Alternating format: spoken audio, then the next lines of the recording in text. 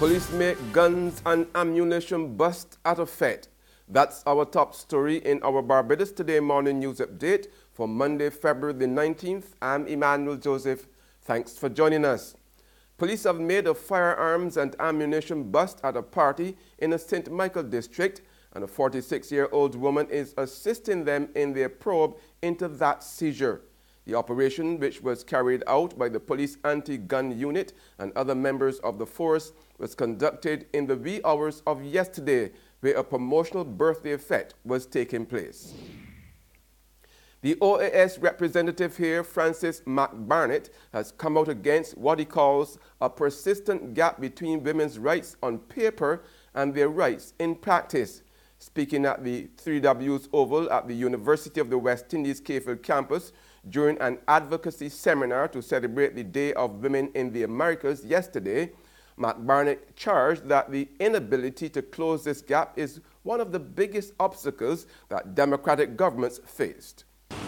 The popularity and eventual election of candidates that have openly declared themselves opposed to gender ideology, marriage equality, reproductive rights, and a host of other issues is the most visible, though certainly not the only manifestation of a well-funded, well-organized, anti-gender and anti-rights movement that seeks to stop and to roll back the rights that have been recognized as part of the inter-American and international legal framework. Barbadians appear to be spending less money on sweetened drinks. Minister of Finance Chris Sinclair told Parliament on the final day of the estimates debate on Friday night that there's been a 10% drop in revenue collected from the tax imposed on soft drinks during his 2015-2016 budget. And Sinclair said this suggests that the tax was achieving its objective of encouraging people to make healthier choices in light of growing chronic non-communicable diseases. Now, when the collections for April 2016 to September 2016 and April 2017 to September 2017 were compared, revenue decreased by 23%, or $519,503, and an analysis of the figures to date showed that only April 2017 showed an increase in revenue of 51%, while a decrease in revenue was recorded for each month from May 2017 to September 2017. It should also be noted that total revenue collected on sweetened beverages from October 2015 to September 2017 would have been $8,871,679 Barbados dollars. It is estimated, or it was estimated, that for the remaining 6 months of the current financial year, an additional amount of $2,428,662 would be collected, which would show a 10% decrease when compared with the previous period, October 2016 to March 2017, and an overall projected total for the financial year of $4,190,000.01.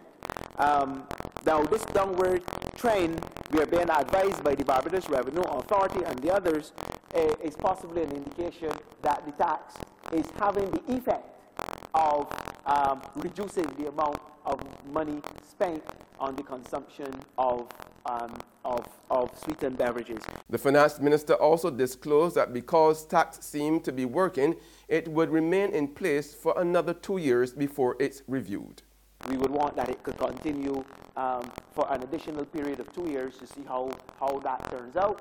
And of course, as I said, the resources, whatever are collected, are then put back into the health system to assist the Crimson Hospital, the network of polyclinics, and educational purposes to have Barbadians choose healthier alternatives. Opposition Barbados Labour Party candidate for Christchurch South, Ralph Thorne, has told Barbadians they must insist that politicians work in their communities more in order for the ongoing violence to cease. Thorne, a Queen's Counsel, was addressing supporters at the launch of his constituency office on Keyser Hill over the weekend. We have to push back the violence that is afflicting our schools and the violence that is afflicting our communities. And there's no textbook that will teach us how to do it.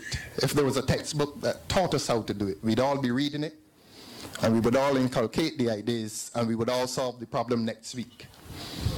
We can only solve the problem by joint efforts.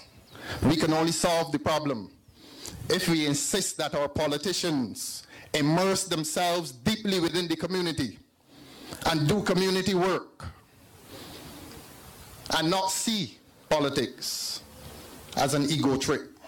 A local young lay preacher has admonished church members to desist from condemning others while turning a blind eye to their own shortcomings. Speaking on the topic, how can we be strong through the grace of God, Board Secretary of the Cayfield Wesleyan Holiness Church, Nicole Murray, told the congregation yesterday morning that such behavior was unjustified. How easy it is for us to be strict with other people, but be lenient with ourselves. It can't work. It's unfair. And God is a just God. And so my encouragement finally is that even as we walk in grace, we allow the Holy Spirit to continue to show us the things in us that ease us back toward that line that we cross over when we receive Jesus. There's regional and international news after this short break.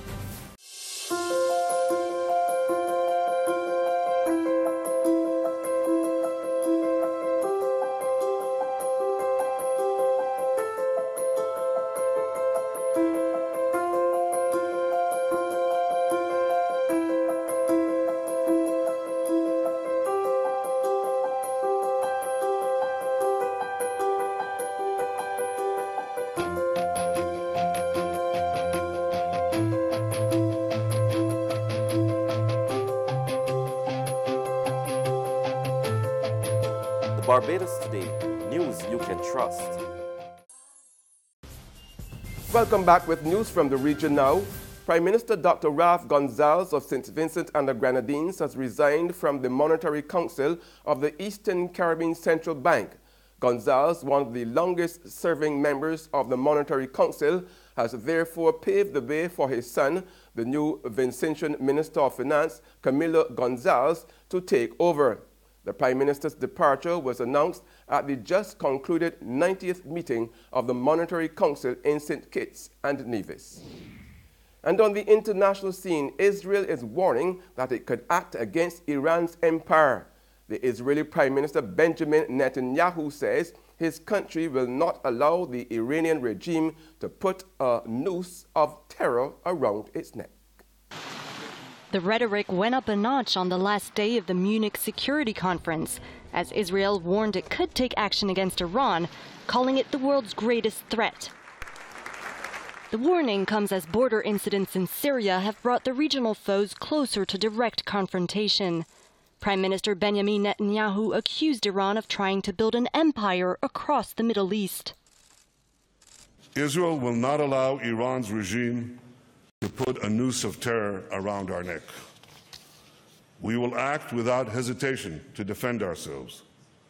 And we will act, if necessary, not just against Iran's proxies that are attacking us, but against Iran itself. Iranian Foreign Minister Mohammad Javad Zarif mocked the tough words and called for regional dialogue. But he warned Iran would respond if Washington gave up on the 2015 accord, curbing its nuclear ambitions in return for sanctions relief. And that's news, but for the very latest, visit our website at www.barbadostoday.bb. You can also subscribe to our e-paper, email updates, or like us on Facebook. We are also on Izumi Media in bus terminals, as well as screenplay at supermarkets and gas stations near you. You can also hear us on Mix 96.9 FM. I'm Emmanuel Joseph. Have a fantastic day.